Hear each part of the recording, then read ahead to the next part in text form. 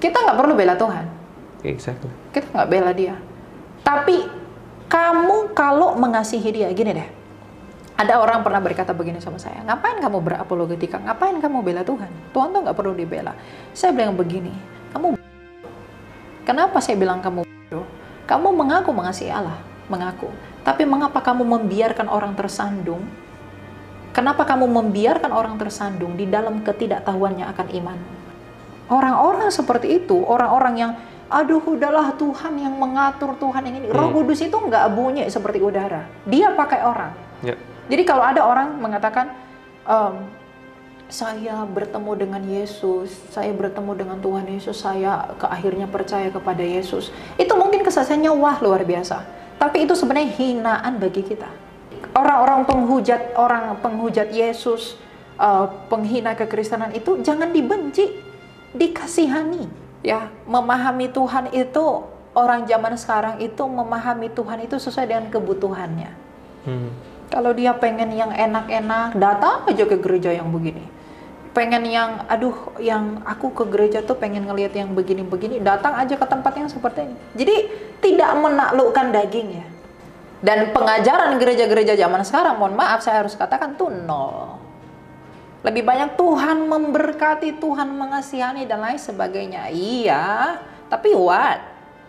Mengapa kamu dikasihani? Mengapa Tuhan memberkatimu? So you're saying persepuluhan sebetulnya tidak berlaku. berlaku. Prinsip memberi. Coba saya tanya, Rasul mana terima persepuluhan? Ya. Ada nggak Rasul bapak-bapak gereja atau yang dulu-dulu terima persepuluhan? Tuh udah ada. Jadi tujuan bahasa roh itu sebenarnya adalah untuk menginjili. Nah sekarang banyak orang yang menggunakan bahasa roh sebagai standar. Kamu orang yang baik atau enggak, kamu yang begini atau enggak, dan penggunaannya pun salah-salah. Oke. Di gereja misalnya asal-asalan aja digunain, nyanyi dikit berbahasa roh, apa dikit berbahasa roh, itu nggak guna. Dulu itu saya tuh anak broken home sebenarnya. Oke. Jadi dulu papa mama saya itu pisah, jadi seumur 3 tahun saya itu ditinggalin lah sama mama saya. Jadi mama saya pergi ninggalin gitu aja. Bukan meninggal ya. Dia pergi gitu. Terus papa saya nikah lagi. Terus saya grew up itu sama nenek saya dari papa. Dulu saya itu diejek orang. Kamu itu terkutuk. Kamu itu ini, kamu ditinggalin orang tuamu, kamu begini segala macam. Dulu saya bukan anak yang taat banget sama nenek saya. Ya saya bandel ya, misalnya saya lawan nenek saya bentak, saya apa segala macam. Dulu saya begitu. Makanya setiap hari saya selalu berdoa sama Tuhan untuk Dia mengampuni saya, mengasihani saya atas segala dosa-dosa saya, hidup saya, dosa-dosa orang tua saya, dosa-dosa keluarga saya, teman-teman saya, jemaat-jemaat Allah dan semua.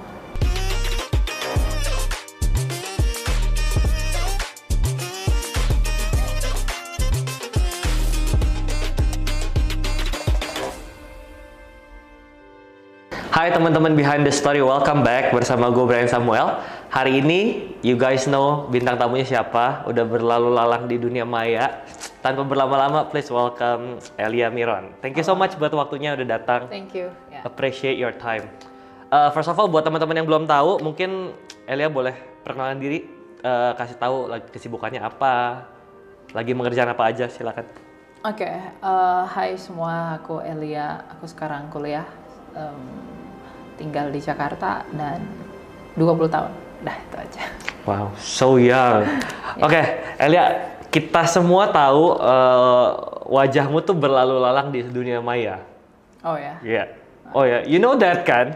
Nggak tahu juga sih. Nggak tahu. Banyak.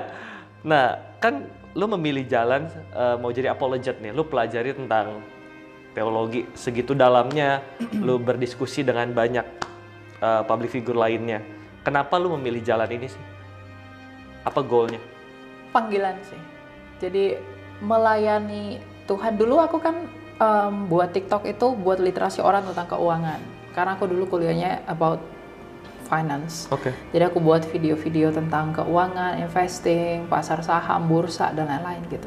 Terus aku lihat scrolling TikTok terus-terusan gitu kan. Banyak tuh orang yang buat tuduhan tentang iman kekristenan yang salah. Nah, pas aku lihat video itu, banyak di kolom komentar itu ngelihat orang yang banyak tuduhan, tetapi nggak ada yang bisa jawab. Nah, karena aku dulu pernah diajarin sekolah minggu, ya ternyata bukan seperti itu. Nah, aku berusaha gimana meyakinkan bahwa iman kami tidak seperti itu. Terus aku bilang sama Tuhan, ya mungkin aja kali ya aku berdampak pada hal ini. Karena dulu cita-citaku itu aku pengen berdampak. I don't wanna be on top. Aku nggak mau yang jadi teratas. Aku hanya mau berdampak aja.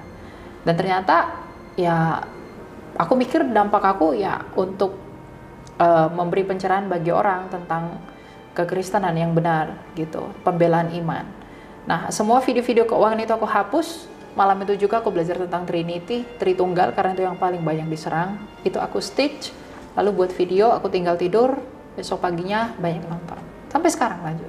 Itu tuh tahun berapa? 2021, di sekitar bulan 7-8 lah, Agustus. Ya.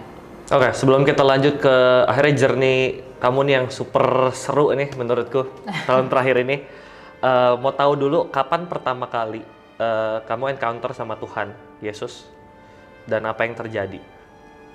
Nggak ada pertemuan spesial tuh, nggak ada. Yang kayak Tuhan datang apa atau mengalami something gitu, nggak ada. Cuma aku merasa bahwa menyadari bahwa itu tadi dampak tadi. Jadi aku mau berdampak. Tapi dampakku itu untuk apa? Aku dampaknya, oh ternyata Tuhan bawa dampaknya itu untuk membuat orang Kristen tetap terretensi di dalam iman mereka. Tetap di dalam iman itu. Tanpa peduli dengan, tanpa tergoyahkan dengan tuduhan-tuduhan orang yang berusaha menjadi pencuri untuk menggoyahkan iman kekristenan. Nah, sepanjang perjalanan, awalnya kan ketika memulai dari awal kita nggak tahu banyak kekristenan.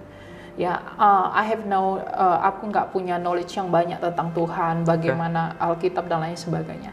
Tapi Tuhan itu memberi semangat di dalam hati kita untuk mencari tahu lebih dalam sehingga kita dipakai untuk menjabarkan itu keluar. Nah, aku juga nggak tahu kenapa padahal kan dulu aku nggak sekolah teologi ya, aku sekolahnya manajemen. Tapi spend time banyak banget buat belajar itu. Demi orang-orang yang ada di TikTok untuk imannya tetap kuat dan bertahan sampai sekarang. Jadi akhirnya mengenal Yesus itu ini ya, selama perjalanan belajar. Mengenal lebih dalam ya. Oke. Kalau sebelum itu saya Kristen KTP. Oh. Asal-asalan aja. Nah, titik apa yang akhirnya bikin kamu pengen, oke, gue mau tahu tentang nih orang yang namanya Yesus lebih dalam. Kenapa pengen kenal nih orang? What happened? Kesadaran itu tadi. Panggilan, maksudnya ada orang yang aku lihat gini, waduh dia dituduh imannya sembarangan tapi dia nggak bisa jawab. Ya kemudian dia goyah. Oke. Nah hal yang seperti itu yang buat aku, gimana caranya aku membuat dia tidak seperti itu. Oh, berarti awalnya lahir dari keprihatinan atas tuduhan-tuduhan itu. Terus jadi cari tahu lebih dalam, terus belajar gitu. Terus apa yang membuat kamu pikir, oh Tuhan yang ini yang namanya Yesus nih make sense? Kalau kamu bisa summarize ya, kenapa Tuhan ini make sense dan layak dipercaya? Kenapa kita harus mempercayai Tuhan Yesus? Satu hal saja yang saya pikirkan dalam segala sesuatu. Semua agama pasti mengajarkan kebaikan, mengajarkan kebaikan. Mereka ajarkan akan ada surga dan lain sebagainya. Tapi satu pribadi yang telah menaklukkan kuasa yang membuat kita tidak bisa mengalami surga itu hanya Yesus. Oke. Dan yang paling penting begini, Alkitab itu kan menjadi sumber iman kita. 2 Timotius 3:16. Itu berotoritas mengajar kita. Ya, ketika dia berotoritas mengajar kita, kita mesti memahami apa yang ada di dalam. Hanya Alkitab satu-satunya dari kitab suci di seluruh dunia yang paling lengkap dalam hal apapun. Hanya Alkitab. Ketika Kristus sebelum lahir di abad 0 lah kita katakan, tahun keempat sebelum Masehi.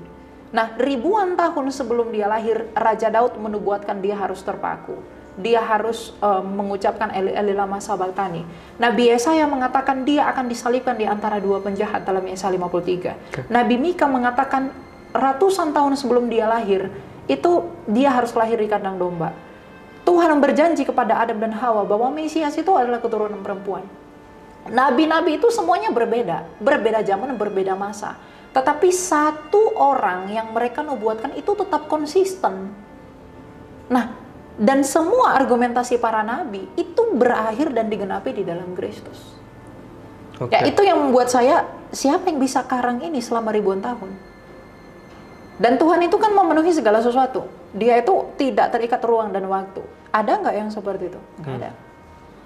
Nah, ketika ada hal yang seperti itu dalam Alkitab, maka saya percaya apa yang ditawarkan Alkitab yang paling penting adalah karya keselamatan itu saya bisa percaya. Karena itu teruji. Dan itu dilihat. Makanya dalam 1 Yohanes 1 dikatakan, apa yang kami lihat, apa yang kami raba, apa yang kami dengar, itulah yang kami ceritakan kepada kamu tentang firman hidup.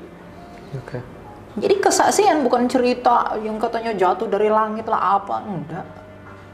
Kenapa para rasul rela mati martir demi dongeng? Ya. Gak mungkin kan? Ya. Gitu. Oke, berarti karena banyak nubuatan, semua nubuatannya perjanjian lama tergenapi dalam satu pribadi Yesus. Satu pribadi, betul. Ada berapa nubuatan sih? Banyak banget. Banyak banget ribuan. Ya? Makanya dalam Lukas 16 ayat 16 dikatakan hukum Taurat dan nubuatan kita para nabi itu berakhir sampai tampilnya Yohanes Pembaptis. Dan sejak saat itu kerajaan Allah diberitakan. Kerajaan Allah diberitakan ketika Yohanes membaptiskan Kristus dalam baptisan Yohanes untuk menyatakan Kristus sebagai Israel. Bukan untuk pertobatan ya, karena Kristus tidak berdosa. Gitu. Jadi itu yang biasanya yang paling sering nih dalam perjalanan kamu, tuduhan apa sih yang paling sering dituduhkan kalau Yesus itu bukan Tuhan? Yang paling sering yang kamu temuin? Yang paling sering itu mungkin tentang keilahiannya dia. Mengapa Kristus itu disebut sebagai yang ilahi? Sama ketritunggalan Allah. Orang di luar kekristenan itu tersandung dengan kata Trinitas. Mereka bingung, Trinitas ini triunitas, ada 3, ada 1. Nah, mereka memahami Trinitas itu seperti 3 orang yang diikat jadi 1. Lalu seperti itulah Bapa, Putra, dan Roh Kudus, 3 oknum dalam kerajaan sorga yang duduk bersama-sama dan disebut Allah. Padahal tidak begitu. Keesaan Allah, Tritunggal itu berbicara tentang keesaan Allah, tentang bagaimana Allah yang esa. Bahwa Allah yang esa, yaitu Sang Bapa, yang memiliki firman, yang disebut anak, yaitu Kristus, dan memiliki roh. Dan rohnya itu disebut Roh Kudus. Oleh firman yang di dalam Bapa itu, Sang Bapa menjadikan segala sesuatu, Yohanes 1 ayat 3, dan oleh rohnya itu, ia menghidupi segala sesuatu, Ayub 33 ayat 4. Hanya itu Trinitas.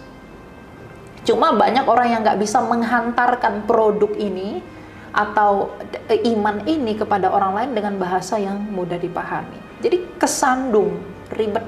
Nah itu yang membuat orang itu menuduh, memplesetkan atas dasar kebencian dengan kekristenan melalui dogma-dogma iman mereka sendiri, mengatakan bahwa aku Kristen itu nggak masuk akal, kalian tuh menyembuhkan monoteisme dan lain sebagainya, sama keilahian Kristus. Gue juga sepakat kalau misalnya orang-orang kayak zaman dulu, orang Farisi, mereka kan sebetulnya bukan orang yang kekurangan bukti. Betul. Mereka punya semua bukti untuk percaya kalau Yesus itu adalah Tuhan. Dengan semua kitab yang mereka punya, nubuatan yang mereka punya, harusnya mereka tahu Yesus itu Tuhan. Tapi kan ini a matter of heart, masalah hati nih, nggak mau percaya. Nah, bagaimana dengan orang-orang yang benar-benar pengen tahu, bukan tipe-tipe orang Farisi yang hanya karena benci dan nggak mau peduli sama fakta. Tapi kalau orang benar-benar pengen mengerti tentang Trinitas, apakah mungkin mengkotakkan konsep Trinitas di dalam kotak sains? Ya kan manusia yang kita bisa pahami lewat sains ya. Apakah mungkin menjelaskan itu secara ilmiah dan bisa dipahami? Kalau Trinitas itu kan lebih ke kebagaimanaan Allah. Jadi kita mau jelasin secara sains, Allah itu di atas sains. Tingkat ilmu pengetahuan itu ada suprarasional, ada rasional, ada kontrarasional. Pengetahuan itu di level rasional. Kalau Allah itu suprarasional, dia di atas akal. Bagaimana sains menjelaskan ketika Yesus bangkit? Apakah sains bisa menjelaskan itu? Bagaimana mungkin sains menjelaskan ketika Kristus mengubah air menjadi anggur di perkawinan di Kana? Nah, tetapi apakah dengan demikian kita mengatakan bahwa Trinitas enggak masuk akal? Dia tetap masuk akal, tapi tergantung di akalnya siapa. Kalau di akalnya orang Kristen dia masuk akal nggak masuk akal. Kenapa? Nggak perlu jauh-jauh melihat Trinitas. Lihat diri kita sendiri. Karena dalam Kejadian 1 ayat 26, kita diciptakan menurut gambar dan rupa Allah. Gambar Allah itu siapa sih? Kolose 1 ayat 15. Yesus Kristus sendiri. Nah, Tritunggal itu seperti kita manusia, bahwa Sang Bapa, dia memiliki firman atau logika atau ilmu dan memiliki roh yang adalah hayatnya. Dan kita pun begitu, kita punya tubuh, kita punya firman atau pikiran, dan kita punya roh. Pasti tubuh, firman, dan roh kita adalah manusia, tapi tidak ada 3 manusia. Jadi pahami realitanya apa, pahami hakikatnya apa. Jadi bukan nggak bisa dijelaskan, cuma karena kebanyakan orang yang menaruh kebencian kepada kekristenan, maka mereka berpikir bahwa ya kekristenan itu nggak masuk akal. Kunci untuk memahami tadi, Farisi itu mereka tahu banyak hal, mereka mengerti banyak hal dalam Taurat dan bagaimana mereka menafsirkan dan lain sebagainya. Tapi ada satu hal di dalam mereka yang membuat mereka itu nggak bisa mengikuti Kristus. Kunci untuk percaya Yesus itu bukan tentang kamu pinter, kamu kaya, kamu kuat dan lain. Hanya satu kuncinya, rendah hati. Kalau kamu rendah hati, kalau kamu menyadari dan mau mengakui bahwa kamu adalah orang berdosa, orang yang sama sekali tidak berarti apa-apa, tetapi kamu peduli kepada keselamatan jiwamu, untuk apa kamu datang kepada yang tidak pasti kalau ada yang telah menawarkan yang pasti, yang telah dibuktikan dalam sejarah? Itu saja. Jadi orang-orang nggak rendah hati, mereka pikir dengan kekuatanku aku bisa kok ke surga, dengan kemauanku aku bisa kok ke surga, dengan kehebatanku, dengan amalku, dengan iniku aku bisa ke surga. Itu kan meninggikan diri kepada apa yang sebenarnya terjadi dalam diri mereka. Mereka berharap surga dari perbuatan baik mereka, tapi mereka lupa bahwa ada neraka atas dosa-dosa mereka. Jadi orang yang menganggap dirinya aku bisa ke surga dengan perbuatan baikku, itu meninggikan diri. Gitu. Oke, dengan semua hal yang kau pelajarin, Elia, semua yang kau pelajarin, target utamamu tuh siapa sih? Apakah target utamamu dengan semua knowledge yang kau punya itu semua believer supaya mereka punya iman yang kuat, atau orang-orang yang non-believer supaya mereka mengerti tentang kita, atau termasuk orang-orang yang kayak orang Farisi yang mereka sebetulnya tahu, cuman hatinya, apakah mereka termasuk orang yang kamu targetin untuk mereka mengerti tentang kebenaran? Semua orang sih. Jadi mau orang Kristen, orang non-Kristen, orang yang yang merasa paling gimana gitu, semua ditargetin. Kenapa? Karena kalau di sosial media itu kan banyak anak-anak muda yang percaya tapi masih kurang pengetahuan dan mereka malas membaca. Jadi ya gimana kalau kita jadi buku yang berbicara, surat-surat terbuka buat mereka. Tapi di sisi lain ada juga orang-orang yang enggak percaya sama Tuhan Yesus itu karena kurangnya pengetahuan di dalam mereka. Dan mereka menuduh sesuatu, menyimpulkan sesuatu atas dasar ketidaktahuan mereka. Nah itu juga jadi sasaran saya gitu. Dan kemudian orang-orang yang selama ini banyak salah mengerti tentang iman kita. Baik orang yang sudah percaya ataupun tidak percaya. Misalnya ada orang Kristen sudah lama jadi Kristen, dia mengatakan Yesus adalah Bapa. Itu pasti harus dilawan. Yesus itu nggak pernah disebut Bapa. Gitu loh. Nah, jadi untuk semua orang, karena apologetika itu kan apologia, itu pertanggungjawaban. Jadi kita mempertanggungjawabkan apa yang kita imani sejak semula dengan benar. Jadi ortodoksianya gitu, pengajaran doksanya yang lurus itu. Pengajaran. Target yang kamu mention tuh buat saya masuk akal. Bagaimana dengan orang yang kayak orang Farisi? Apakah mereka termasuk target market kamu? Orang yang mereka nggak pengen tahu. Ya kalau udah nggak. Mereka cuma pengen serang. Apakah orang yang kayak gitu kamu tetap layanin? Iya, banyak begitu. Di TikTok saya layani banyak yang begitu. Apa tuh tujuannya? Kenapa kamu layanin orang-orang yang udah jelas mereka bukan mau tahu, mereka cuma hate aja? Ya, tidak ada kemustahilan bagi mereka di dalam satu kata untuk mengubahkan mereka. Orang keras kepala, sekeras kepala apapun, kalau dia dapat satu kata yang membuat dia merenung, dia bisa berubah. Jadi selalu ada possibility. Jadi kalau kita melayani jangan pilih-pilih, pilih orang, gitulah. Pendapatmu, waktu Yesus kan pernah bilang ya, untuk hal ini, jangan buang mutiara ke kotoran babi. Nah, apa sih sebenarnya yang Yesus maksudin di situ? Ya, jangan buang mutiara ke kotoran babi artinya apa? Dalam Titus 3 ayat 10 itu dikatakan, kalau seorang bidat, kamu nasihati 1-2 kali, tinggalkan dia. Saya di TikTok tuh punya orang-orang yang saya layani dalam pengertian paham mereka misalnya menolak Tritunggal. Tuh saya nasihati beberapa kali, nggak hanya 1-2 kali. Tapi kalau mereka memang ngeyel, tidak mau percaya, saya doakan mereka tetapi tidak memutus komunikasi dengan mereka. Bisa saja kalau nanti mereka pada akhirnya sadar mereka mau kembali, mereka kembali ke siapa kalau kita putus akses ke mereka? Saya punya banyak orang-orang non Tritunggal, nggak percaya tentang Allah yang Tritunggal, tapi saya tetap berteman dengan mereka. Meskipun sebenarnya kitab suci memerintahkan saya harus menjauhi mereka, agar saya tidak seperti mereka. Meskipun saya nggak aktif komunikasi dengan mereka, tapi saya masih punya harapan bahwa Tuhan mengubahkan mereka. Karena mereka punya semangat yang kuat untuk mengajar orang percaya kepada Kristus, tapi Kristus yang mereka ajarkan adalah Kristus yang lain. Galatia 1 ayat 8, Rasul Paulus berkata, kalau ada yang memberitakan Injil yang lain selain daripada yang kami beritakan, terkutuklah dia. Gitu. Soalnya ini saya pribadi ya. Saya pribadi tuh agak sedikit terganggu kalau sampai ada perdebatan antar agama yang sudah nggak substansial. Maksudnya? Sudah jatuhnya cuma saling kesel, gontok-gontokan. Karena yang saya tahu, Great Commission kan disuruh beritain, jadi semua bangsa muridku, baptis, muridkan. Terus Yakobus bilang ajar mereka yang pandai mengajar juga. Terus di Kisah Rasul 1:8 disuruh jadi saksi kalau Roh Kudus turun atasmu. Nggak disuruh jadi lawyer, nggak disuruh belain ini yang benar. Karena banyak perdebatan-perdebatan di sosial media yang buahnya banyak orang yang akhirnya jadi buahnya tuh hate. Nah, gimana cara kalau mau jadi apologet, gimana caranya untuk jangan sampai malah jadi saling kesel, saling benci. Sedangkan goal kita pengen mereka sadar sama kebenaran kan? Iya. Gimana ya? Kenapa cara kita untuk nggak saling memikir? Kalau dimulainya, kalau mau memulai apologetika itu dengan rasa, waduh aku hebat nih apa segala macam, rasa kesombongan itu ada, pasti buahnya udah nggak bener. Misalnya patentengan tuh bahasanya ya, kayak yang aku si paling ini, si paling ini. Enggak, dia nggak akan berbuah apa-apa.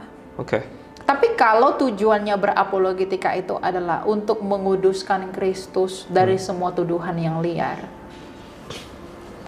itu bagus. Kita nggak perlu bela Tuhan. Kita nggak bela dia. Tapi kamu kalau mengasihi dia, gini deh. Ada orang pernah berkata begini sama saya, ngapain kamu berapologetika? Ngapain kamu bela Tuhan? Tuhan tuh nggak perlu dibela. Saya bilang begini, kenapa saya bilang kamu bodoh? Kamu mengaku mengasihi Allah, mengaku. Tapi mengapa kamu membiarkan orang tersandung? Kenapa kamu membiarkan orang tersandung di dalam ketidaktahuannya akan iman? Yang seharusnya dia bisa percaya menjadi sepertimu, tapi karena dia tidak tahu tentang kebenaran yang ada padamu, dan kamu tidak mau membagikannya, bukankah kamu dituntut atas itu? Kita tahu kebenaran, kita tahu apa yang benar. Ada orang bertanya sama kita, atau ada orang yang mempertanyakan iman kita, lalu ya udahlah itu urusan Roh Kudus dan lain-lain. Padahal kamu ada di situ dan kamu tidak memberi jawab, dan kamu tidak membela dan mengatakan yang benar dari tuduhan dan anggapan mereka yang salah. Di mana kasihmu kepada Allah?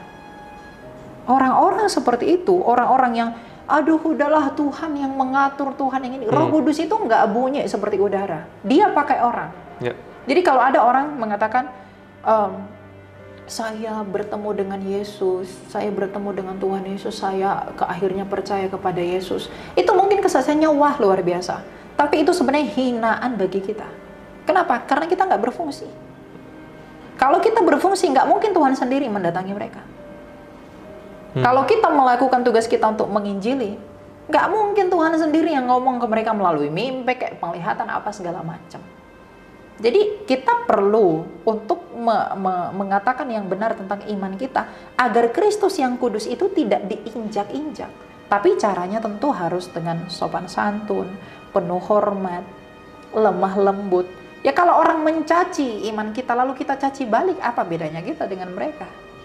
Nah, bagaimana tuh caranya supaya bisa win the argument without losing the people? Rendah hati. Oke. Kalau udah merasa udah kepalanya naik seperti orang apa gitu, udah you are nothing. Kalau orang yang, aduh aku udah merasa paling banyak tahu, lalu dia tantang semua orang, ayo debat dengan saya, itu orang yang sombong. Kalau dia nggak rendah hati, dia nggak bisa jadi apa-apa. Dan buah-buah orang yang rendah hati itu jelas.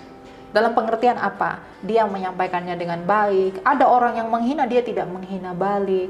Karena dia tahu, kalau ada orang menghina dia, oleh karena Kristus yang dia imani, tapi dia membiarkan, malah mengayominya, itu dia tahu bahwa orang yang melakukan kejahatan itu adalah orang-orang yang tidak perlu dibalas, tapi orang-orang yang harus dikasihani.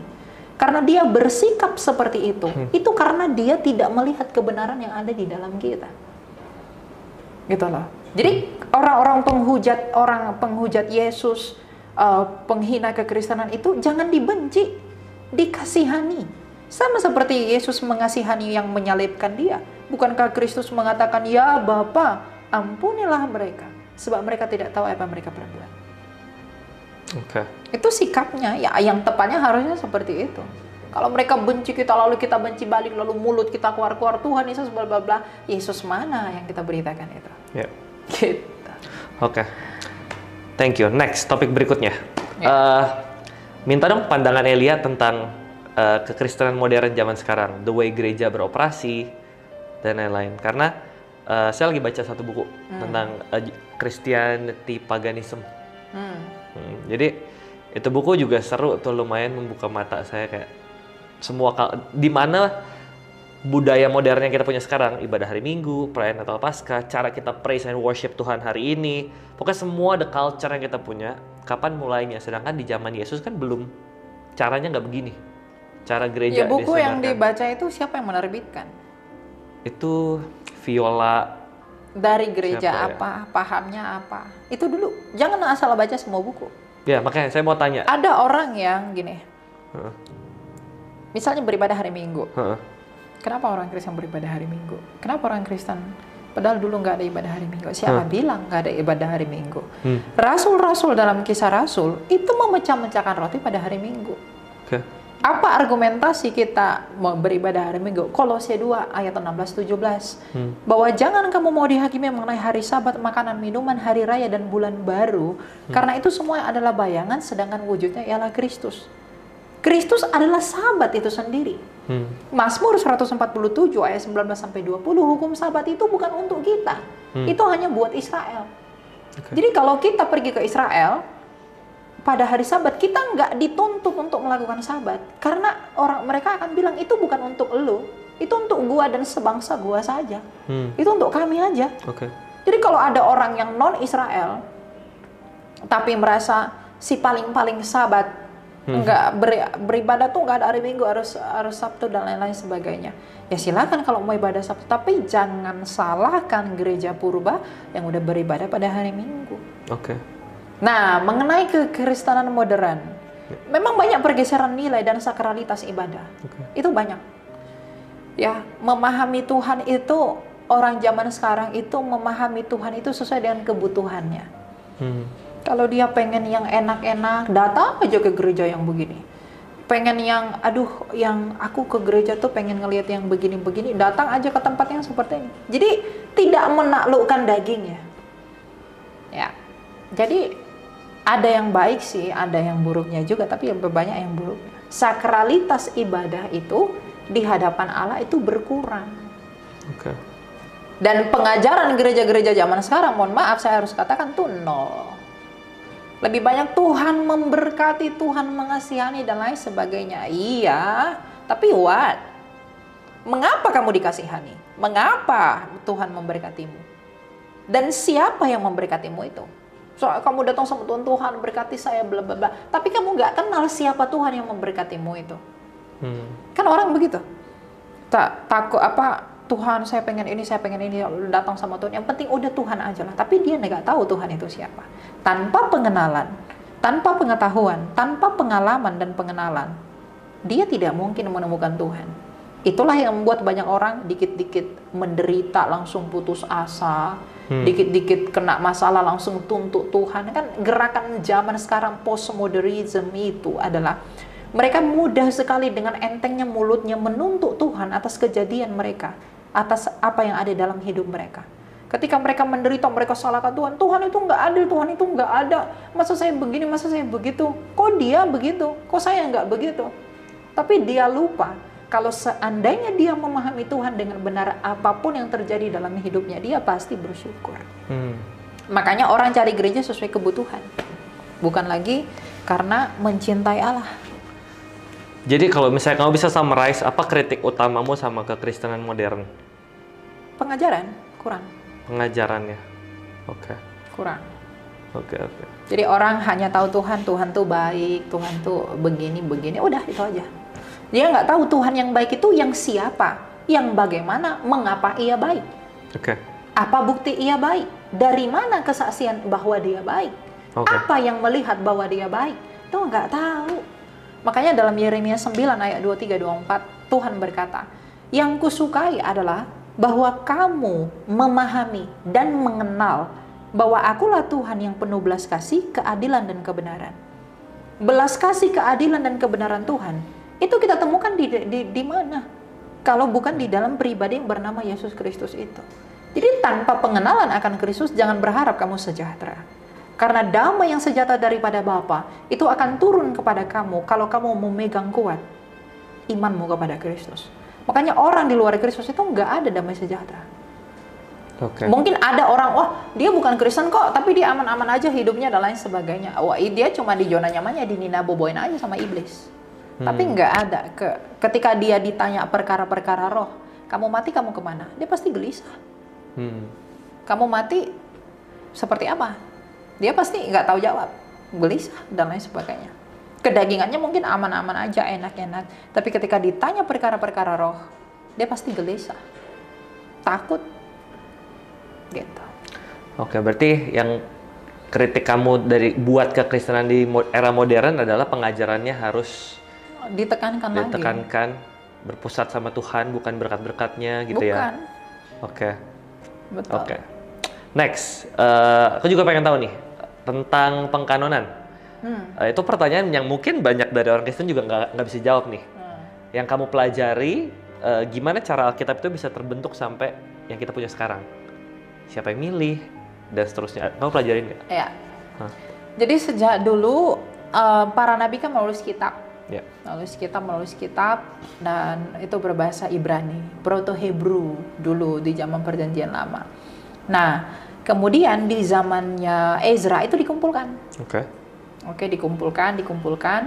Nah, lalu 3 abad sebelum kelahiran Yesus, 72 rabi-rabi Yahudi itu menerjemahkan yang berbahasa Ibrani itu ke bahasa Yunani di Alexandria. Makanya disebut naskahnya naskah LXX, Lexicon, dan disebut sebagai Septuaginta. Jadi naskah Septuaginta yang adalah bahasa Yunani Perjanjian Lama itu sudah selesai sebelum Yesus lahir. Oke, nah nanti kalau misalnya ada waktu lihat di Sefaria siapa 72 orang itu. Itu ada dicatat sama orang Yahudi. Ya, nanti di Google Sefaria itu situs orang Yahudi, mereka catat 72 orang itu siapa. Jadi dari masing-masing klan, suku itu ada yang terjemahin. Mereka tuh siapa sih? Scholar ya mereka atau siapa sih? Iya, orang-orang pintar. Pada saat itu. Kenapa diterjemahkan ke bahasa Yunani? Karena waktu itu bahasa Yunani adalah bahasa lingua franca internasional. Sama seperti sekarang bahasa Inggris. Dan diterjemahkan di Alexandria karena Alexandria waktu itu pusatnya global. Jadi tempatnya perputaran banyak hal lah, perdagangan apa segala macam tuh di Alexandria. Kota pendidikan juga ya. Makanya ada perpustakaan terbesar itu kan di Alexandria itu dulu. Nah, setelah diterjemahkan selesai, lalu di tahun keempat sebelum Masehi, Mesias lahir. Nah, setelah Mesias lahir, dia hidup selama 33 tahun setengah sampai kurang lebih pada tahun 30 Masehi dia sudah naik ke surga. Rasul-rasulnya tulis tuh Markus, tulis Injil Markus tahun 50-an, Lukas, Matius, Yohanes. Nah, 4 Injil sinoptik, Matius, Markus, Lukas, Yohanes, itu sudah selesai sebelum berakhirnya tahun 100. Oke. Ya, tahun 100 itu abad pertama, itu sudah selesai. Dan surat-surat Rasul Paulus juga sudah selesai, ditulis. Semua Semuanya, surat? semua surat. Di abad pertama? Abad pertama. Oke. Nah, lalu surat-surat yang tulis Rasul ke jemaat di Galatia, di Efesus, ya, di Filipi dan lain-lain, itu disalin mereka lalu saling kirim. Ya, jadi surat-surat yang ada di Filipi ada juga di Galatia. Di Galatia ada juga di Filipi dan semuanya dan lain sebagainya. Karena Rasul Paulus dulu di penjara di Roma kan. Nah, setelah itu setelah beredar dan lain-lain, lalu muncullah bapak-bapak apostolik. Ya, bapak-bapak apostolik itu setelah Rasul. Ya, misalnya Polikarpus, ya, Irenaeus, siapa namanya, Theophilus, ya. Yang Theophilus dari Antioquia itu nama salah satu bapak gereja yang mengungkapkan istilah Hagia Triada, Trinitas. Jadi kalau orang bilang Trinitas itu ciptaan pagan abad ketiga, enggak. Belum ada. Abad pertama aja Theophilus sudah ngomongin Trinitas gitu. Nah, ada bapak-bapak apostolik, bapak-bapak gereja, kemudian beriringnya karena dulu kekristenan itu di masa aniaya ya. Jadi dianiaya oleh orang-orang pada masa itu, lalu menyebar kemana-mana, lalu di akhir abad ketiga ada dianiaya sama Roma. Dianiaya sama orang-orang di sana. Itu bukan hanya Roma. Oh, oke. Banyak yang menganiaya mereka, ditindas. Ya, makanya ketika Rasul Yohanes itu menulis surat Wahyu, dia kan dalam pembuangan di Pulau Patmos. Ya, nah, jadi hanya Yohanes itu yang matinya enak. Yang lain tuh enggak, matinya mengenaskan gitu. Nah, setelah Rasul Yohanes tulis sudah selesai, di akhir menuju abad ketiga, kekristenan itu berkembang secara pelan-pelan, berkembang, yang terus oleh bapak-bapak gereja secara apostolik ada jalurnya. Lalu di akhir abad ketiga dikanonkanlah semua perjanjian lama Septuaginta tadi yang udah utuh itu digabung dengan perjanjian baru tadi. Yang tulisan-tulisan 4 Injil sinoptik dan surat-surat pastoralnya Rasul Paulus itu digabung, dikanonkan menjadi kanon di Kartago dan kemudian diterjemahkan oleh Gereja Katolik oleh Santo Jerome Hieronymus ke dalam bahasa Latin yang disebut dengan Vulgata. Itulah yang kita pakai sekarang.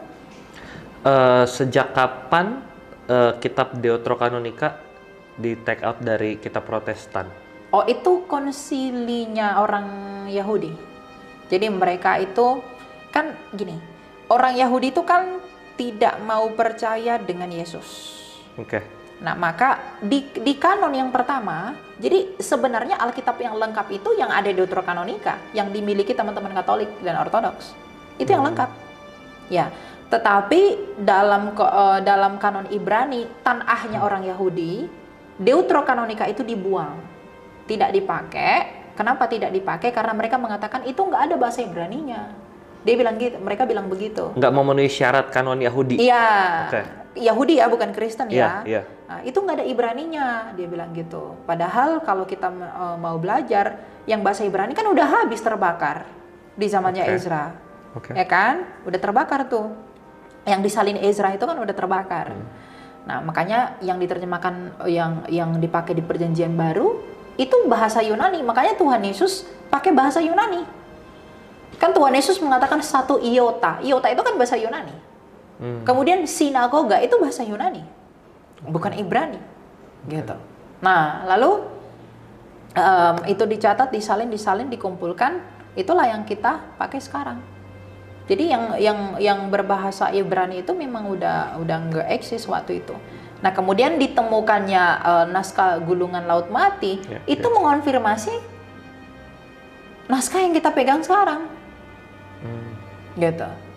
Dalam bahasa Yunani ada. Ya itu yang kita pakai. Tentang Dead Sea Scroll nih, menarik. Boleh kasih gambaran sedikit gak sih, Dead Sea Scroll tuh penemuan kapan dan isinya apa dan kenapa dia mengkonfirmasi banyak tulisan dari zaman dahulu kala? Ya, sebenarnya itu masih kontradiksi ya. Masih ada yang menerima, ada yang menolak, ada yang terima, karena mereka mengatakan ada yang mengatakan itu punya orang kaum Esseni, tapi Esseni itu pun tidak dijelaskan dengan clear itu siapa yang punya dan lain sebagainya gitu. Ada yang di gua Qumran, di gua ke-7, gua ke-11 dan lain-lain, itu sebenarnya masih kontra. Tapi setidaknya begini, naskah Laut Mati itu membuktikan bahwa apa yang kita pegang sekarang yang memang dari Septuaginta itu lebih relevan daripada naskah Masorah.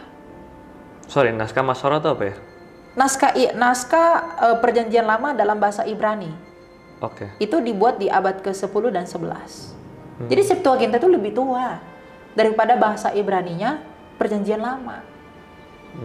Nah, penemuan naskah Laut Mati itu lebih pro kepada Septuaginta daripada ke Masorah. Dead Sea Scroll itu tuh kita bisa akses ya di internet ya? Ada di internet, boleh dicek. Tapi saya pikir nggak selengkap itu. Siapa sih yang nyimpen? Nggak ada yang tahu siapa yang nyimpan. Tapi kalau sekarang lagi naskah itu di mana, ya otoritas pemerintah Israel yang punya. Oh, oke. Mereka yang kelola, karena kan ditemukannya di sana. Oke. Tapi karena transparansi keterbukaan informasi sekarang, kita bisa confirm kan lebih cocoknya kemana, seperti apa. Ya memang dia lebih pro kepada Septuagint. Jadi itu menutup mulut orang yang mengatakan Septuaginta itu ciptaan orang Kristen. Padahal naskah Qumran, Gulungan Laut Mati itu bertarikh beberapa abad sebelum Yesus lahir loh. Oke. Kalau diuji karbon. Oke, sampai pada akhirnya kita punya kitab yang sekarang kita pegang. Iya. Itu kan di pengkanonan dilakukan oleh bapak-bapak gereja di tahun berapa? Di Kartago. Di Kartago itu abad keberapa? Akhir abad ketiga. Akhir abad ketiga. Nah, apa yang jadi standar buat bapak-bapak gereja di zaman itu? Oh, kitab yang ini masuk, kitab yang ini enggak. Kalau yang kita Perjanjian Lama kan sudah ada dulu. Ya. Nah, requirement apa yang harus terpenuhi untuk bapak-bapak itu memasukkan semua kitab-kitab ini sampai jadi kitab yang kita punya? Oke. Apa yang mereka pakai untuk menentukan itu masuk kanon atau enggak? Ya. Karena misalnya kalau kita lihat di Injil-Injil rahasia, ada tuh Injil Filipus lah, Ya, Maria, apa ya. segala macam. Ya itu tadi, sejarah itu. Kan tradisi lisan dan tradisi tulisan. Ada lisan, ada tulisan. Nah, tradisi lisan ini tidak ditulis dalam Alkitab. Itulah misalnya yang dipelihara gereja Ortodoks. Mereka pakai tradisi lisan tuh. Nah, sejarah-sejarah Rasul. Kalau kita misalnya melihat buku-bukunya bapak-bapak gereja, tulisan-tulisan mereka, kita bisa tahu nih. Misalnya di zamannya Injil-Injil baru di abad kedua, abad ketiga, Injil Maria, Injil Filipus mengatakan misalnya Yesus tuh buat burung dari tanah liat apa segala macam. Itu kan Injil-Injil palsu. Nah, kenapa itu kita tidak terima? Karena itu tidak disaksikan Injil yang lebih tua. Nah, maka bapak gereja depak, buang. Sama pengakuan gereja. Dari mana datangnya itu? Kok tiba-tiba dia bisa ada? Dipakai nggak sebelumnya? Jalurnya dari mana? Kan jalurnya Rasul itu jelas. Jadi kalau ditemukan Injil Maria, Injil Filipus, Injil apa segala macam, ini dicek dulu, ini dari mana datangnya? Dan apa yang terkandung di dalamnya sesuai nggak dengan Injil yang ditulis oleh keempat Rasul? Matius, Markus, Lukas, Yohanes. Sesuai nggak? Ya, kalau nggak sesuai, buang. Oke. Kalau nggak sesuai, buang. Nah, jadi mereka punya otoritas menceknya itu dari mana? Ya dari tulisan-tulisan yang terdahulu. Oke. Karena Yohanes, Polikarpus, Irenaeus itu kan ini apa namanya bersanad dari aku ke kamu diturunkan. Jadi dia nggak putus. Jadi apa yang disampaikan Yohanes oleh Polikarpus, oleh Irenaeus tuh sama semua. Jadi ketika ada yang mulai berbeda, buang. Oke. Ada yang berbeda, buang. Gitu. Jadi saksi mata penulisan itu semua masih hidup. Masih hidup. Dan selalu ditulis. Itu bukan dongeng udah 500 tahun lalu terus kita bukan. mencari-cari. Oke. Jadi apa yang ditulis Yohanes kan udah meninggal. Sebelum dia meninggal kan teruskan ke Polikarpus. Polikarpus nih ambil semua yang dari Yohanes, teruskan lagi ke Irenaeus, ambil semua, teruskan lagi sampai di akhir abad ketiga. Oke, jadi kebenarannya pun disaksikan sama banyak saksi ya. Banyak dari saksi. Zaman ke zaman gitu. Banyak saksi, bukan hanya 1, 2, atau 3 orang. Itu banyak. Oke. Gitu. Tentang pengkanonan kalau bisa kamu summarize Elia. Ini kan nggak semua orang belajar tentang ini, dan jujur ini hal yang ini kompleks gitu untuk masyarakat umum, ini kompleks gitu. Nah, gimana cara kamu summarize, menjelaskan ke orang awam gitu ya? Nggak harus awam, orang-orang pengikut Yesus yang secara sederhana bagaimana proses pengkanonan ini terjadi. Secara sederhana begini, pengkanonan itu terjadi, itu dilakukan oleh mereka yang adalah penerus dari saksi mata ditulisnya peristiwa itu. Oke. Ya. Jadi perjanjian lama itu udah nggak ada urusan lagi dengan perjanjian baru dalam pengertian penulisannya. Udah selesai itu perjanjian lama. Perjanjian baru dimulai dari Kristus pelan-pelan. Makanya Rasul Lukas itu kan menulis suratnya Injil Lukas itu kan untuk Theophilus. Oke, ya kan? Kepada yang mulia ini dia ceritain tuh. Karena Rasul Lukas sendiri bilang ada banyak kisah yang beredar di luar sana, tetapi aku telah mengidentifikasinya dengan baik dan inilah yang mau aku ceritakan. Sesuai nggak apa yang disaksikan Lukas dengan Matius, Markus, Yohanes? Sama. Padahal Lukas itu meneliti loh. Lukas itu gentles loh. Dia bukan orang Yahudi loh. Tapi dia meneliti dengan baik yang dari kesaksian banyak orang, lalu ternyata sesuai dengan apa yang tulis Markus, pungut cukai, Matius, bukan Markus ya, Matius dan Yohanes. Sama, nggak ada yang kontradiksi. Jadi dia orang pintar dan non Yahudi. Iya. Dia Gentiles. Dia Gentiles. Lukas itu Gentiles. Jadi objektivitasnya bisa dipertanggungjawabkan lah ya, karena dia bukan Yahudi. Bukan. Karena sekalipun dia Yahudi, kalau dia tidak objektif, ya itu bakal bertentangan dengan apa yang ditulis oleh rasul-rasul lain kan. Ya. Masih dalam topik pengkanonan, di Deuterokanonika kan ada sempat dimention tentang api penyucian. Nah, sempat pelajari juga nggak ya, Lia? Apa yang kamu pernah pelajari tentang api penyucian tuh? Api penyucian itu kan tafsir. Jadi nggak ada tuh gamblang dikatakan api penyucian tuh nggak ada. Itu tafsirnya gereja Katolik. Karena saya bukan Katolik, jadi saya tidak terima. Saya tidak menerima konsep api penyucian gitu. Itu iman teman-teman Katolik, kita hargai mereka, tapi karena saya bukan Katolik dan bagi saya tidak percaya api penyucian. Oke, sekian tentang pengkanonan. Seru banget ngobrol sama Elia. Lanjut tentang isu-isu yang bukan essential truth nih, kayak perpuluhan, cara baptis, bahasa roh, itu kan bukan essential truth. Karena menurut saya yang esensi, ya Yesus mati, Yesus bangkit, jadi juru selamat, terima Yesus the only way, itu essential. Tapi untuk hal sekitarnya, tentang mujizat dan lain-lain, nah itu aku juga pengen tahu POV dari Elia, dari perpuluhan dulu deh. Tidak, yang saya tahu ya, tidak semua yang ditulis di perjanjian lama diperintahkan. Nah, apakah perpuluhan itu hal yang diperintahkan sampai hari ini dilakukan di gereja modern? Itu adalah perintah di perjanjian lama. Kasih. Berlaku sampai sekarang di zaman Yesus? Sekarang tidak. Di zaman Yesus berlaku. Karena Bait Allah belum hancur. Kenapa itu berlakunya di perjanjian lama? Karena gini, persepuluhan itu, bukan perpuluhan ya, persepuluhan itu diberikan bagi orang Lewi yang nggak dapat hak waris. Jadi 10% masing-masing suku kasih ke Lewi biar mereka hidup, bisa makan, bisa ini dan lain-lain. Karena mereka nggak punya hak tanah. Itu esensinya. Jadi persepuluhan itu keimamatan Lewi. Perjanjian baru, keimamatan kita bukan Lewi, keimamatan kita Kristus dari jalurnya Melkisedek. So you're saying persepuluhan sebetulnya tidak berlaku. Prinsip memberi. Coba saya tanya, rasul mana terima persepuluhan? Ada nggak rasul bapak-bapak gereja atau yang dulu-dulu terima persepuluhan? Itu udah ada. Prinsip memberi itu 2 Korintus 9 ayat 7. Berilah menurut kerelaan hatimu, bukan dengan paksaan dan lain sebagainya.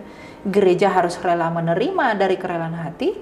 Mereka pun hamba Tuhan, jemaat pun harus memperhatikan hidup hamba Tuhannya. Kan begitu doang. Prinsipnya jelas, kasih di sana, nggak ada paksaan.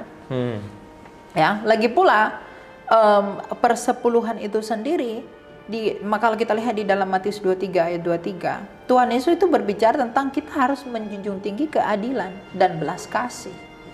Kita kasih persepuluhan ke gereja, tapi ada saudara kita nggak makan, nggak minum, nggak berguna persepuluhanmu itu. Tuhan Yesus kan berkata, kamu memberi aku tumpangan, kamu memberi aku pakaian. Kapan aku memberi itu sama Tuhan? Tuhan berkata, ya kalau kamu peduli dengan orang-orang yang di sekitarmu, kamu sedang memberikannya kepadaku. Jadi kamu beri persepuluhan ke gereja, tapi kamu lupakan orang-orang di sekitarmu, itu nggak berguna. Belas kasih ditiadakan. Kamu ngaku ngasih sama Tuhan yang tidak kelihatan, tapi saudaramu yang adalah gambaran Tuhan, kamu nggak kasih. Kamu nggak peduli sama mereka, itu nggak berguna. Karena esensinya saya kasih dengan orang lain yang membutuhkan dengan kepada gereja, itu sama-sama memberi kepada Tuhan. Yang lebih menjunjung tinggi belas kasih dan keadilan. Oke. Karena belum tentu gereja secara administrasi bisa menjangkau semua orang yang butuh. Gitu. Jadi persepuluhan itu tidak berlaku. Tapi kalau mau beri, tapi Kak, saya bisa nggak sih kasih 10% dan lain-lain? Silahkan kalau Anda tidak keberatan. Tapi bukan kewajiban. Bukan kewajiban. Oke. Anda boleh memberi berapapun, tetapi beri kerelaan hati. Dan jangan hakimi orang yang tidak memberi sesuai dengan nominal yang Anda mau. Itu saja. Karena pemberian dan moral kepada Allah itu tidak diukur dari berapa persen yang kamu beri. Persembahanmu itu Roma 12 adalah hidupmu, tubuhmu. Bahkan standarnya naik ya. Naik seluruhnya. Bukan 1/10, your whole life. Semua. Oke. Lanjut tentang mujizat. Apakah masih relevan kita di hidup zaman ini mengharapkan mujizat, mau sembuh. Padahal nggak masalah. Roh Kudus masih di bumi ini. Gitu dia ya? masih berkarya. Aku mau tanya, zaman Yesus, dia kan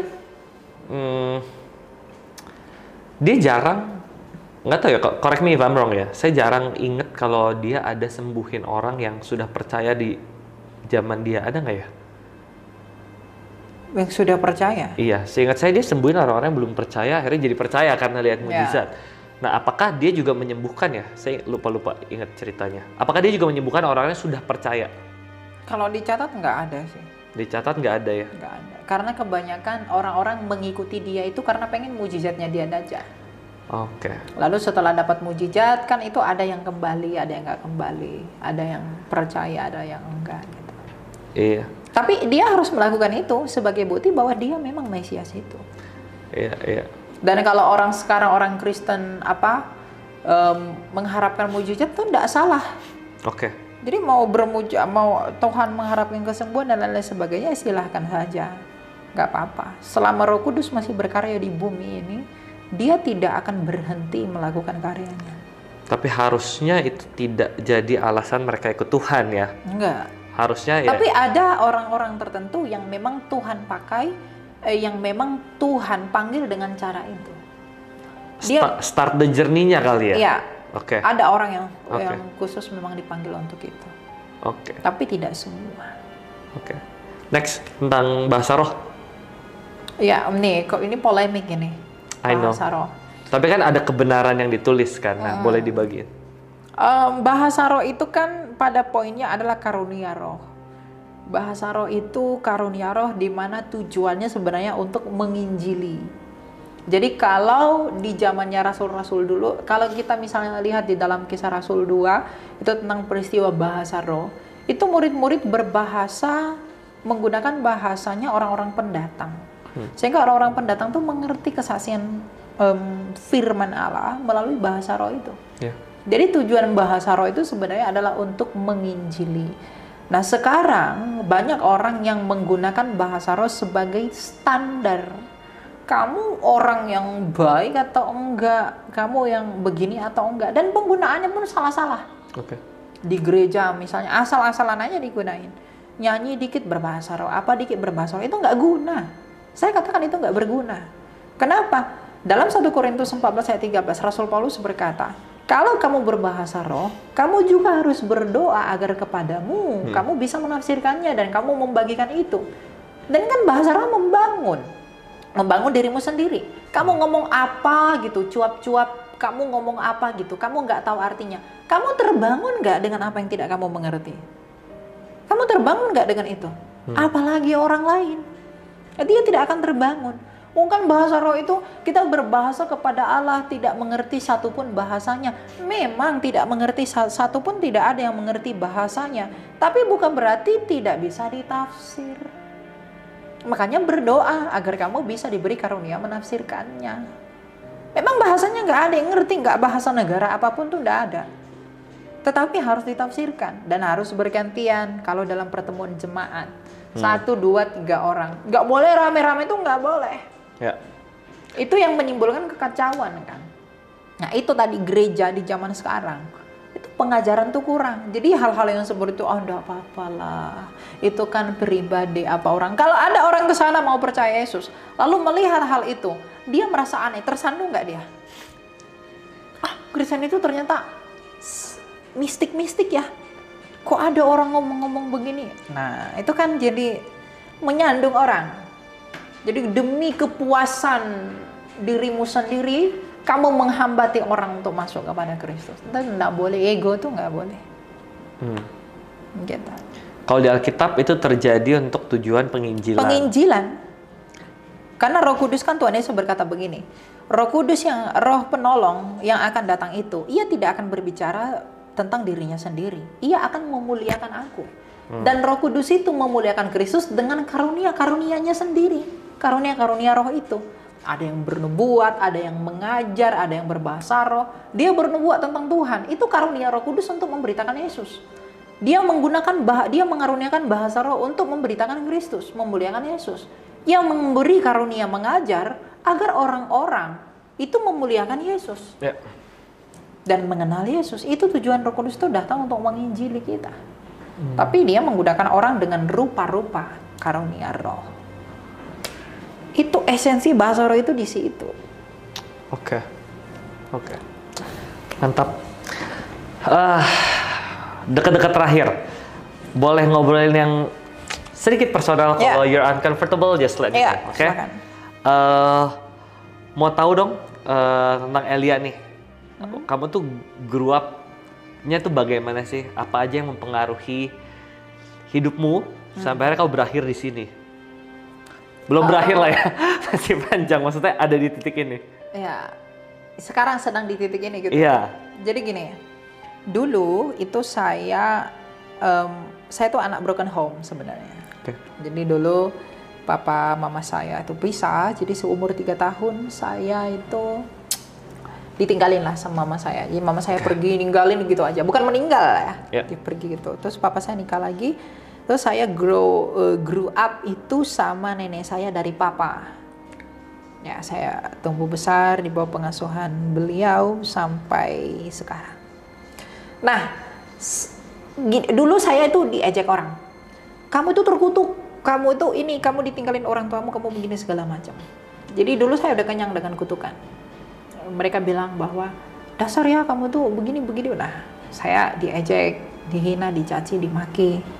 Tapi dulu satu yang saya syukuri, saya dulu tuh nggak membalas semuanya itu dalam pengertian saya nggak jadi sakit hati dengan itu.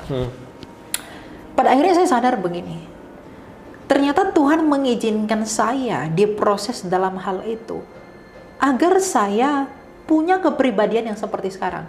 I'm not saying that I'm perfect, ya, tidak ada yang sempurna, nobody. Saya nggak katakan, tapi kenapa Tuhan mengizinkan ini? Tuhan itu mau mengajarkan saya satu poin, yaitu merendahkan diri. Saya tinggal di bawah pengajaran nenek saya. Nenek saya itu selalu mengajari saya untuk selalu merendahkan dirimu di hadapan Allah dan merendahkan hatimu kepada siapapun. Itu yang selalu dia tekankan. Sampai sekarang itu berguna banget buat saya. Jadi nggak ada istilah milih-milih apa dan lain sebagainya gitu. Jadi kemanapun kamu pergi bisa hidup. Saya kemanapun pergi saya bisa hidup. Dilempar kemanapun, ke hutan kemana saya bisa hidup. Karena diajarin prinsip itu. Saya dulu nggak yang diajarin agama yang gimana-gimana, enggak. Tapi dia bilang hidup ini bukan tentang apa yang bisa kamu lakukan, tapi hidup ini tentang berserah. Karena berserah itu satu-satunya cara untuk hidup. Bukan salah satu, tapi satu-satunya. Lama buat saya untuk mengerti itu. Dulu saya bukan anak yang taat banget sama nenek saya. Ya saya bandel ya, misalnya saya lawan nenek saya bentak, saya apa segala macam. Dulu saya begitu. Tapi setelah saya sekarang jauh dari mereka, saya mengerti bahwa value yang ditanam itu artinya ternyata begini ya. Sampai sekarang saya hidup di bawah kasih karunia Allah yang luar biasa. Saya melakukan banyak hal, meskipun saya bukan siapa-siapa dan saya belum jadi apa-apa. Tapi ketika saya menyadari bahwa oh ternyata Tuhan, saya sudah mulai memberi dampak sesuai dengan apa yang aku mau sejak dahulu, yang aku cita-citakan. Dan saya harap Tuhan berkenan untuk segala sesuatunya. Dan aku nggak mau Tuhan menolak aku. Oleh karena misalnya kepahitan kita, apa dosa-dosa kita gitu. Makanya setiap hari saya selalu berdoa sama Tuhan untuk Dia mengampuni saya, mengasihani saya atas segala dosa-dosa saya, hidup saya, dosa-dosa orang tua saya, dosa-dosa keluarga saya, teman-teman saya, jemaat-jemaat Allah dan semua. Jadi saya bersyukur meskipun prosesnya itu begitu lama. Saya 20 tahun. Berapa lah ya? 15 tahun. Tapi ada karakter yang ditanam. Banyak orang mengkhianati saya, banyak orang menipu saya, banyak orang menjatuhkan saya, apalagi dalam pelayanan, karena duit, banyak. Tetapi saya bilang gini sama Tuhan, Tuhan yang akan berurusan dengan orang itu, dan saya nggak ada kepahitan dengan siapapun. Dan ketika saya seperti itu, damai sejahtera itu ada. Jadi yang kita cari itu bukan betapa hebatnya kamu, betapa besarnya kamu. Dan itu bukan punyamu, itu punya Allah. Tapi tentang apa yang bisa kamu lakukan sebagai gambar dan rupa Allah. Mau berdampak. Itu aja. Okay. Tapi meskipun begitu, saya harus akui bahwa saya bukan orang yang sempurna dalam segala hal. Bukan berarti saya tidak berdosa, bukan berarti saya tidak punya salah, bukan berarti saya orang yang udah gimana gitu, enggak. Jadi saya tetap merendahkan diri selalu di hadapan Tuhan. Setiap hari itu. Ya, gitu. Jadi lately obrolanmu sama Tuhan tuh apa tentang itu? Ya, saya bilang sama Tuhan, Tuhan mau bawa kemana? Saya udah ajarkan sama Tuhan. Aku udah mau layanin Tuhan aja. Sampai aku mati, aku harus melayani Allah. Aku udah bilang begitu. Jadi dulu aku kan idealis, aku harus begini, aku jadi apa, harus kerja di consulting firm apa segala macam gitu. Sekarang Tuhan tuh lagi-lagi mengajarkan bahwa kamu nggak ke sana, kamu ke sini. Jadi Tuhan tuh selalu punya cara tunjukin jalannya ke sini, ke sana, sampai sekarang. Kamu bilang kamu masih mau kuliah teologi kan? Iya, rencananya. Rencana kamu mau kuliah teologi.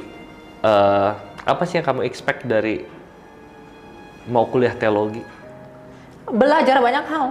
Saya pengen tahu pengalaman dari dosen-dosen dan lain sebagainya. Ilmu untuk memperkuat infrastruktur diri. Saya tuh masih muda, masih 20. Banget. Udah banget. Artinya saya journey masih panjang. Jadi saya harus memperkuat infrastruktur diri untuk kedepannya. Kalau kita udah kuat, kita bisa melayani lebih hebat. Ya. Untuk kemudian Allah dong, bukan Betul. untuk kita. Betul. Nah, makanya kita rela spending time, spending money, spending banyak hal untuk apa? Untuk menjangkau tujuan kita. Tujuannya tetap Kristus, yang lainnya hanya tool saja. Mau tanya, personal obsession kamu masih ada yang sisa nggak? Yang kamu masih hold on to Tuhan, yang ini gue masih suka nih gitu. Enggak. You wanna give it all ya?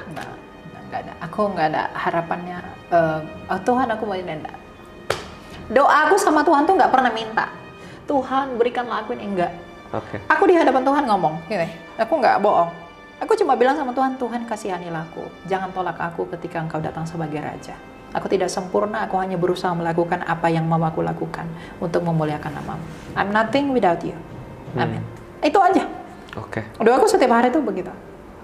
Bahkan melayani pun di gereja di mana aku nggak bilang, Tuhan berkatilah kami apa, enggak ada.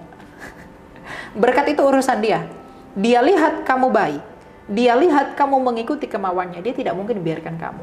Kalau seorang pejinah saja diampuni oleh Kristus, lalu mengapa orang yang tidak melakukan itu dia tidak? Kalau burung-burung di udara saja dipelihara, Kenapa kamu yang berusaha taat dan punya kerinduan buat dia tidak dipelihara? Prinsip saya begitu. Quality akan membawa quantity. Jadi ketika kualitasmu sudah bagus, meskipun sebagus apapun level kita itu nggak berarti bagi Tuhan. Tapi dalam pandangan manusia, ada cerminan Tuhan di dalam kita. Yang itu bisa menjadi sarana penginjilan buat mereka. Oke. To close this, gue pengen dong lo kasih tahu ke teman-teman, close this dengan gospel. Jadi dengan good news, pesan utama dari Bapak yang perlu semua orang tahu, itu apa? Oke. Pesan Allah untuk seluruh dunia ini adalah keselamatan. Tak seorang pun menemukan keselamatan di luar Kristus. Jadi kehidupan kita untuk beragama, kehidupan kita untuk memeluk kepercayaan itu untuk apa? Apa yang kita cari? Kita beragama, apa yang kita cari? Kalau hanya kesenangan dan lain-lain, jangan ikut Yesus.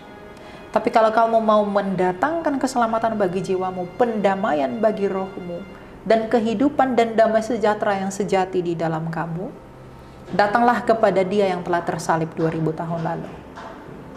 Kristus tidak menawarkan kekayaan, Dia tidak menawarkan kehebatan, ketenaran, popularitas. Dia tidak tawarkan itu.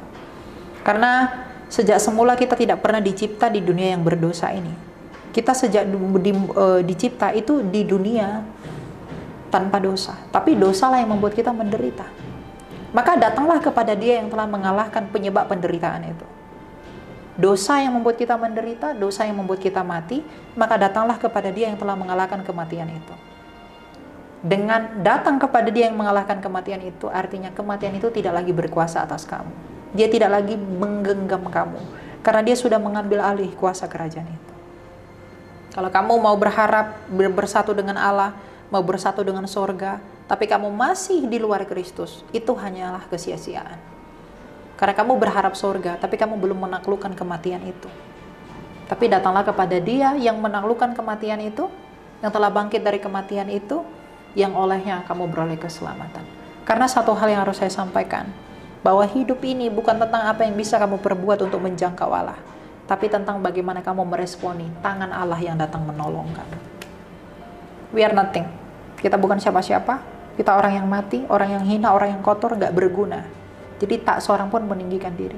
Jadi jangan tinggikan dirimu dengan merasa kamu bisa menjangkau dan mencolek tangan Allah dengan dosamu yang kotor.